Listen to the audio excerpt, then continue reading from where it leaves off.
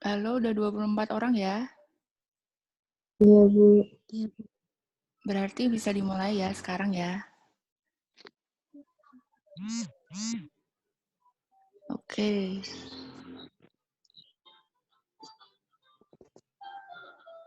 Oke, sekarang saya share untuk materinya. Sebentar.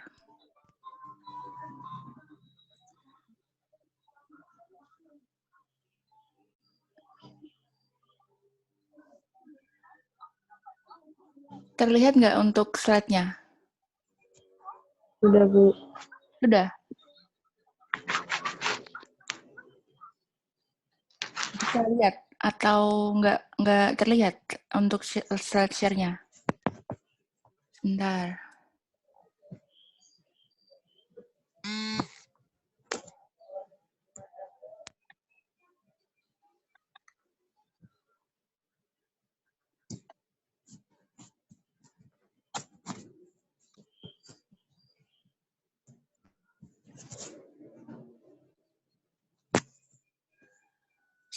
Slide-nya terlihat atau enggak?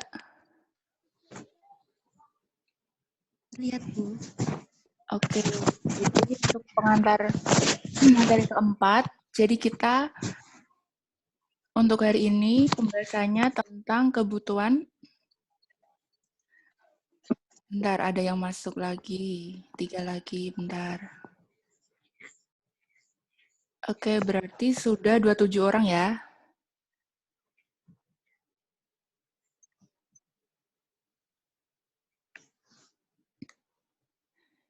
Jadi untuk yang ini terusan dari yang kemarin. Kemarin itu kebutuhan fisik ibu hamil.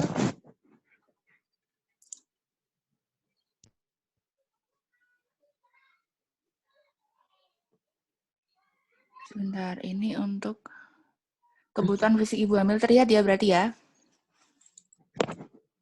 Ini untuk kebutuhan fisik ibu hamil.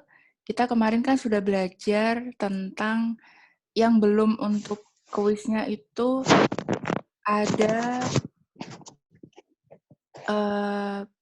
pengukuran untuk panggul, kemudian juga untuk perhitungan HPL. Tapi nanti kita akan kondisikan untuk kuisnya karena sementara masih KLB, jadi belum bisa maksimal untuk pengerjaan kuisnya. Sehingga untuk kuis yang kemarin kita rencanakan mau lewat Spada, tapi memang belum bisa, dan apalagi untuk Spada Down, jadi saya mohon maaf karena belum bisa maksimal dalam hal materi di Spada maupun di daring seperti itu. Sementara sambil menunggu untuk KLB ini berlalu, ibaratnya kita perkuliahannya daring. Jadi sementara untuk kebutuhan fisik ibu hamil, ini kita kuliahkan daring, sehingga nanti kalau misal semoga sudah berlalu ya nanti KLB-nya, sehingga bisa segera untuk tatap ada yang nggak mendengar audio ya? Hafida tidak mendengar audio. Audionya kecil. Coba bentar, saya nggak pakai ini ya. Coba nggak pakai untuk... Kalau seperti ini terdengar atau nggak? Kalau tidak pakai headset.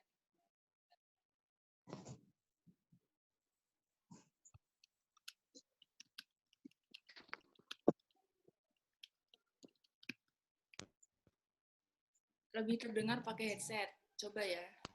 Sebentar, ini kita kondisikan dulu untuk peralatannya. Kan juga harus ini ya, harus dengar semuanya. Ini untuk sudah terdengar semuanya? Atau ada yang masih belum terdengar?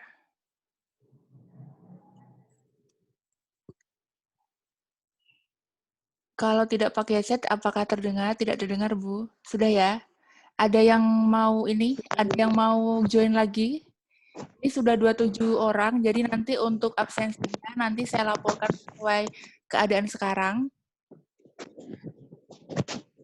Artinya kalau misal 27 orang ini hadir, berarti dia ikut untuk perkuliahan. Tapi kalau misal enggak, berarti tetap ikutnya mungkin izin, sakit, ataupun alfa. Kalaupun memang ada pemberitahuan, maka bisa segera untuk memberitahu. Ini ada 27 orang ya. Oke, kita lanjut untuk slide share yang saya bagikan ya semuanya. Di sini, ini pada siap semuanya atau ada yang lagi sakit?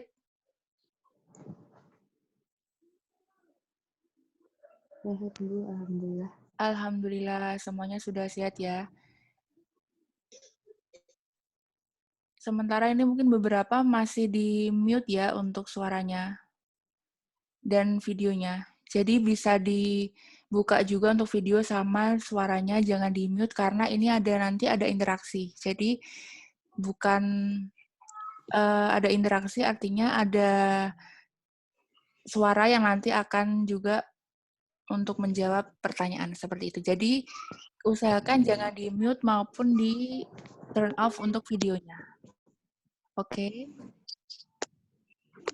Jadi kita ada waktu nanti sampai pukul mungkin sekitar 10:30 karena untuk Zoom-nya ini juga nggak akan sampai lama. Jadi kita maksimalkan hari ini untuk eliminasi untuk kebutuhan fisik pada ibu hamil. Oke, beberapa udah nggak di mute. Bagus. 28 ya hari ini.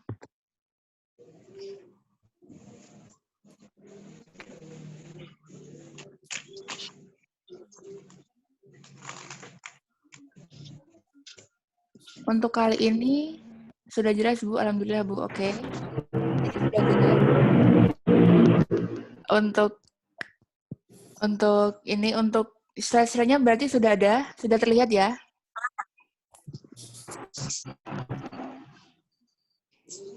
Slide share untuk PPT sudah terlihat, jadi kita bisa mulai. Yang pertama itu kebutuhan fisik ibu hamil itu ada untuk eliminasi.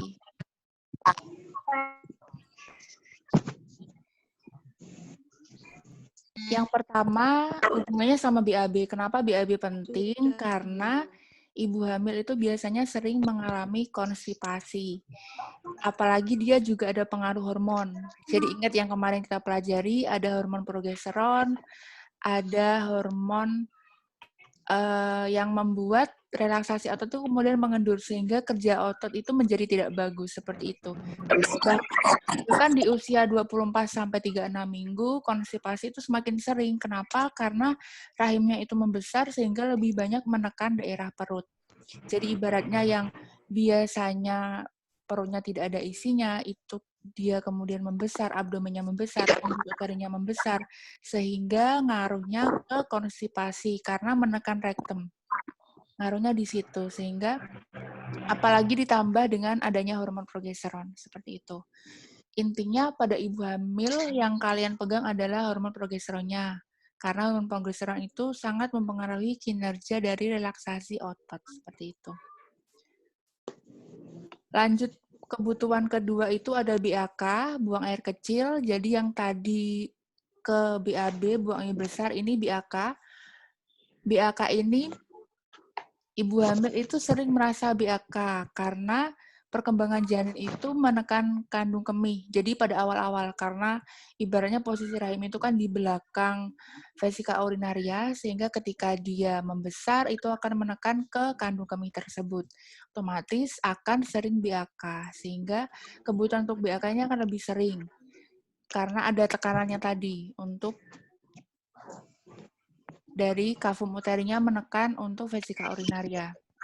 Kemudian lanjut untuk seksualitas. Boleh nggak sih selama ibu hamil? Nah, ini ada pertanyaan ya. Misalnya untuk seksualitas, apakah boleh nggak sih ketika ibu hamil itu melakukan hubungan seksual, pada kehamilan yang normal, biasanya tidak akan ada kontak langsung terhadap janin, karena kan fetusnya dilindungi oleh rahim, cairan amnion, kemudian lendir serviks.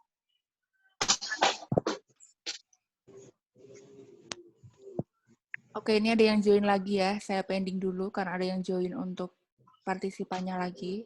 Oke, selamat datang untuk yang baru join. Kemudian,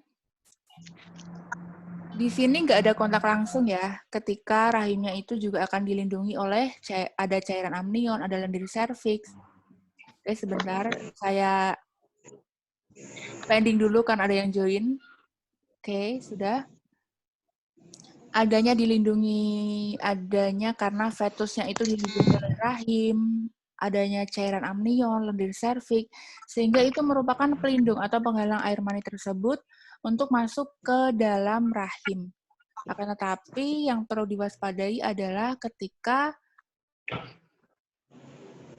frekuensinya jangan sampai melebihi, ibaratnya sering, karena itu juga akan berpengaruh kepada kesehatan dari ibu hamil. Jadi, pada prinsipnya boleh, akan tapi ada kondisi di mana ibu hamil tidak boleh melakukan seksualitas apabila terhalang ketika ada penyakit penyertanya atau adanya semacam, misalnya dia habis abortus imminens, seperti itu.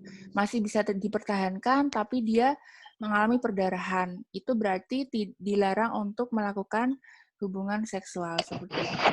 Jadi pada prinsipnya boleh, pada kehamilan yang normal boleh, tapi pada beberapa kondisi, misalnya dia mengalami abortus imminens, dia bisa untuk ibaratnya ke bayi akan lebih susah, seperti itu, akan lebih memperburuk dari kondisi janin seperti itu. Sehingga pada prinsipnya boleh, tapi pada beberapa kondisi ketika dia ada penyulit atau kelainan yang menyertai, maka disarankan agar menunda dulu sampai keadaannya stabil. Seperti itu ya. Kalau nanti mengkonseling ke pasien seperti itu. Lanjut ya. Oke, minat seorang ibu pada saat hamil itu biasanya gairah seksnya menurun, tidurnya biasanya udah mual, kemudian ada morning sickness juga, mungkin mual, muntah, lemas, malas, maupun biasanya dia bertolak belakang dengan semangat maupun libido. Jadi biasanya akan mengurangi keinginan ibu itu untuk melakukan hubungan seksual seperti itu. Dan ada fluktuasi hormon, karena yang dulunya dia stabil, progesteron dan estrogennya dia stabil, saling mengisi, saling berkaitan. Di sini ada fluktuasi hormon, artinya progesteronnya sangat berlimpah, tapi estrogennya sangat turun ketika itu ditekan. Sehingga itu yang menyebabkan ibu hamil di trimester 1 sering merasa lelah, enak, dan itu akan mempengaruhi kegiatannya. Seperti itu ya. Lanjut untuk trimester 1 seperti ini, kemudian trimester 2 biasanya keinginan ibu hamil itu untuk dia berhubungan seksual terus timbul kembali seperti itu. Kadang ada mual muntah, kadang ada rasa tidak enak untuk makan seperti itu, tapi biasanya lebih jauh berkurang. Jadi ibu hamil di trimester 2 lebih stabil dan tubuhnya biasanya terasa lebih nyaman, sehingga trimester 2 biasanya ibu-ibu hamil itu menikmati kehamilannya, ya. Kalau trimester 1 biasanya mual, muntah, pusing, dan sebagainya itu wajar karena adanya fluktuasi hormon, tapi untuk trimester 2 adanya pengaliran darah ke organ-organ seksual dan payudara sudah stabil, itu biasanya lebih mapan untuk keadaan ibaratnya mual muntahnya sudah berkurang seperti itu, sehingga lebih bisa menjalani aktivitas sehari-hari. Kemudian lanjut, di trimester 3 yang terjadi adalah libidonya turun kembali. Kenapa? Karena rasa nyaman itu jauh berkurang. Bayangkan ketika trimester 3, ibu hamil sudah besar perutnya, sehingga rasa nyamannya itu akan semakin jauh berkurang, dan itu akan menyebabkan juga pegal di punggung maupun pinggulnya. Dan tubuhnya biasanya bertambah berat, karena biasanya dia terasa lebih sesak. Janinnya kan mendesak untuk lambung, sehingga dia merasa sesak, merasa ngap, dan dia kembali merasa mual, meskipun hanya beberapa saat ya. Tidak seperti trimester 1, dia morning sickness setiap hari bisa untuk merasakan ibaratnya mual muntahnya. Tapi ketika trimester 3 ada kondisi ketika dia merasa mual, tapi itu akan membaik. Lebih seringnya kondisinya pegal. Pegal di punggung, pegal di pinggul, jadi yang menopang, punggung yang menopang itu akan lebih terasa pegal, karena itu dia ibaratnya mengalami penekanan secara kontinu. Bayangkan dalam waktu ketika trimester 3 itu sekitar 3 bulanan lebih mungkin, atau bisa kurang, sehingga biasanya untuk minat seksualnya juga menurun. Itu wajar, karena trimester 3 juga pasti ibu hamil tersebut persiapkan untuk kelahiran. Jadi lebih aware, lebih ibaratnya lebih aware untuk persiapan kehamilannya, seperti itu. Oke, kita lanjut. Untuk mobilitas di sini kemampuan untuk bebas, mudah, teratur, dan mempunyai tujuan dalam rangka pemenuhan kebutuhan hidup sehat. Mobilitas ini lebih ke aktivitas ibu. Jadi kalau ibu hamil itu jangan dikungkung untuk berada di rumah saja, tapi juga harus mobilitas, mengikuti kegiatan seperti biasa asal tidak terlalu capek. Itu yang wajar. Seperti itu. Oke, sebentar ada yang join lagi, satu orang. Jadi partisipan kita hari ini sekitar 28. Oke, selamat datang untuk yang baru join. Lanjut untuk mobilitas, di sini kemampuan seseorang untuk bergerak secara bebas, mudah, teratur, jadi mempengaruhi ke pergerakan ibunya alias aktivitas ibunya. Mobilitas biasanya lebih ke aktivitas ibunya. Lanjutan dari mobilitas, adanya gaya hidup dan ketidakmampuan. Di sini gaya hidupnya ibu juga akan berpengaruh. Makanya kadang ada ibu hamil yang sosialitas seperti itu, mobilitasnya tinggi kemana-mana, bisa terjadi. Kayak ada yang join lagi, silahkan. Ini partisipannya berarti sekitar 30 ya. Oke, saya pending dulu. Oke, lanjut. Untuk mobilitas di sini ada gaya hidup, kemudian ketidakmampuan dan tingkat energi. Jadi, disesuaikan dengan ibu hamil tersebut, apakah tingkat energinya masih tinggi ataukah dia kurang, seperti itu. Tingkat energi artinya ada kondisi ketika ibu hamil itu tidak mempunyai tingkat energi yang maksimal, sehingga jangan dipaksakan untuk mobilitas tinggi. Misalnya dia harus dinas luar kota, itu kalau bisa jangan dipending dulu. Tapi kalau memang terpaksa dan ibunya sanggup, ya tidak masalah, tapi tetap diperhatikan untuk nutrisi maupun kesehatan dari bayinya. Itu yang perlu diperhatikan untuk mobilitas. Adanya gaya hidup, ketidakmampuan, maupun tingkat energi. Dan usia. Usia juga sangat berpengaruh. Bayangkan ketika ibu hamil tersebut masih muda, mungkin energinya masih meluap-luap, tapi ketika ibu hamil mungkin berusia lebih dari 35 tahun, tentunya akan, sebentar ini ada yang join lagi, satu orang. Oke, sudah. Kemudian itu akan berpengaruh ke usia dari ketika usianya lebih berumur, lebih dari 35 tahun, itu juga mengaruh ke mobilitas seperti itu.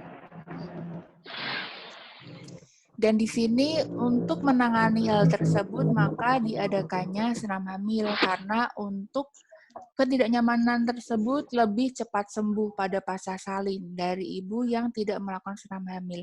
Sebenarnya itu juga untuk melatih otot juga, sehingga ibu lebih terbiasa, ibu lebih bisa untuk beraktivitas dan lebih bisa untuk menopang kegiatannya, seperti itu. Lakukan senam hamil itu juga akan mengurangi kejadian persalinan lebih bulan, artinya post-date seperti itu, sehingga kesehatan bayi akan lebih bagus ke bayinya, memperbaiki perkembangan psikomotorik. Jadi juga melatih bayi untuk bisa berkembang seperti itu. Dan senam hamil juga bukan penyebab persalinan kurang bulan ya, karena di situ ada hal-hal ketika senam hamil itu akan membantu untuk mengurangi kejadian persalinan kurang bulan, maupun keterlambatan pertumbuhan, kelainan, dan juga hipertensi pada kehamilan. Karena adanya latihan juga akan memperbaiki kondisi fisik ibu hamil tersebut untuk bisa lebih nyaman, bisa lebih sehat. Makanya ibu hamil harus diberdayakan. Jadi jangan mager, jadi jangan malas gerak, hanya di rumah saja nonton TV ataupun yang lain seperti itu. Oke, lanjut untuk tujuan dari senam hamil. Beberapa sudah kita pelajari ketika ada praktek pengantar asuhan kebidanan, salah satunya banyak sekali tujuannya, sirkulasi, respirasi, pertambahan berat badan, meredakan ketegangan, kemudian membentuk kebiasaan bernafas yang baik, dan memperoleh kepercayaan dan sikap mental yang baik, seperti itu.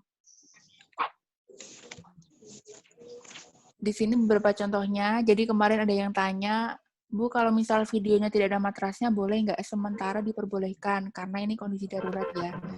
Kondisi darurat di mana kita tidak bisa keluar rumah, usahakan di rumah agar mengurangi penyebaran dari infeksi coronavirus disease, seperti itu. Oke, ini contohnya. Jadi untuk senam hamil itu sebentar, ada yang mau join lagi, satu orang. Oke, sudah. Selamat datang di kuliah daring kita. Kita lanjut ya. Untuk senam hamil ini ada beberapa kondisi butuh untuk menopang, itu bisa pakai bantal ataupun guling. Jadi kemarin ada yang tanya, apakah ketika kita miring ke kiri itu kita pakai guling atau bantalnya itu di kepala atau di kaki? Untuk sementara bisa ditopang untuk kakinya. Jadi guling dan bantal itu bisa untuk menambah kenyamanan dari ibu hamil dan memposisikannya secara tepat seperti itu. Kalau di situ kita lihat ya, ada baju khusus untuk ibu hamil yang akan senam hamil. Itu untuk peregangan dan untuk melatih otot juga, otot betis dan otot paha dan otot panggul, itu ada baju khususnya. Jadi ada kaitannya sehingga ibu hamil bisa melakukan pose tersebut. Karena kalau dilihat seperti itu, tentunya ibu hamil tidak bisa melakukan pose tersebut dalam waktu yang lama. Karena sudah tertekan oleh abdomen yang membesar.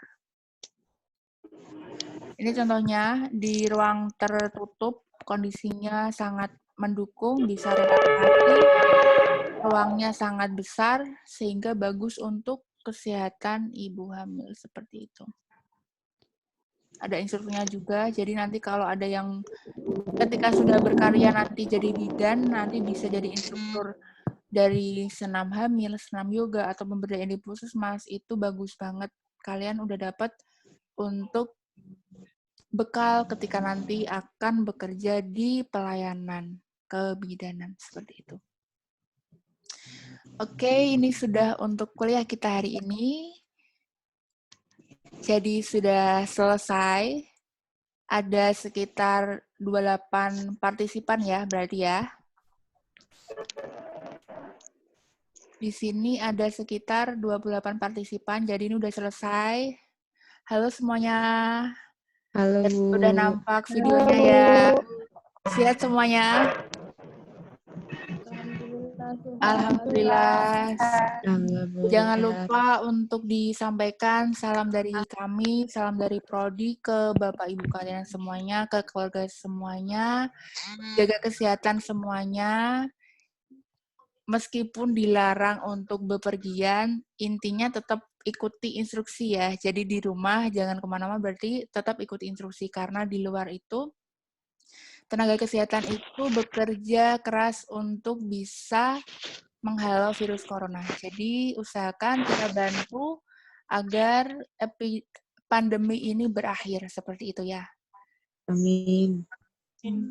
Kalau misal ada kondisi ketika kalian benar-benar ngerasa panas, tetap harus segera diperiksakan. Karena barangkali itu akan membantu yang lain untuk di-screening, seperti itu. Jadi usahakan kita tidak menularkan ke orang lain, juga kita tidak tertular untuk... Oke, ada satu lagi yang mau join ya. Sepertinya ini Okti, mana yang terakhir join? Oke, sudah 28 partisipan sudah.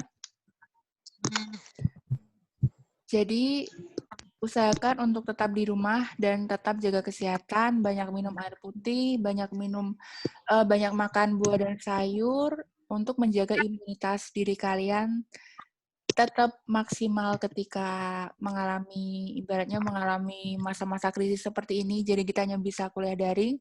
Dan jangan lupa untuk beberapa video yang senam hamil kemarin dikumpulkan dan diupload di Sepada, seperti itu ya. Kalau misal Sepada nggak bisa dan memang Sepada lagi down, yang pertama tetap diupload di YouTube, karena itu juga untuk penilaian. Jadi penilaian tetap berjalan, kuliah tetap berjalan meskipun tidak tatap muka. Kita ini berarti tatap apa ya? Tatap ke kamera berarti ya. Tetap dilakukan. Jadi UTS juga tetap jalan ya. Jadi jangan berharap pandemi kemudian libur semua, jangan. Pandemi juga menyebabkan UTS tetap berjalan, jadi tetap ada ujian, nggak ditunda. Cuman caranya aja yang beda, itu ya. Untuk ujiannya. Jadi tetap siap-siap juga belajar untuk UTS-nya, karena ada soal-soal juga dari kita, dari Prodi untuk menghadapi UTS nanti. Kalau misal pandeminya ibaratnya ditambah, jadi nggak cuma sampai Maret, misalnya sampai Mei, berarti tetap untuk ujiannya yaitu via online. Seperti itu ya. Berarti sudah jelas, ada yang mau ditanyakan? Bu, UTS-nya Ya, UTS-nya kenapa? UTS-nya kapan, Bu?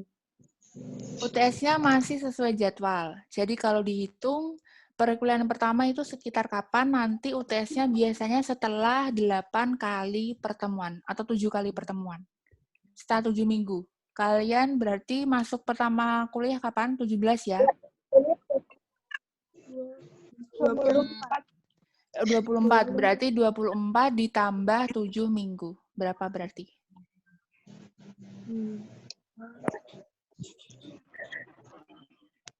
28. Ya, betul. Mungkin sekitaran April pertengahan mungkin ya. Tetap ada UTS, jadi nggak akan libur ya. Tetap di rumah, stay untuk internetnya dan untuk pakai datanya. Jadi kemarin ada yang tanya, ada beberapa mahasiswa yang pakai datanya kurang. Atau ibaratnya sangat terpencil. Ada yang belum join berarti ya?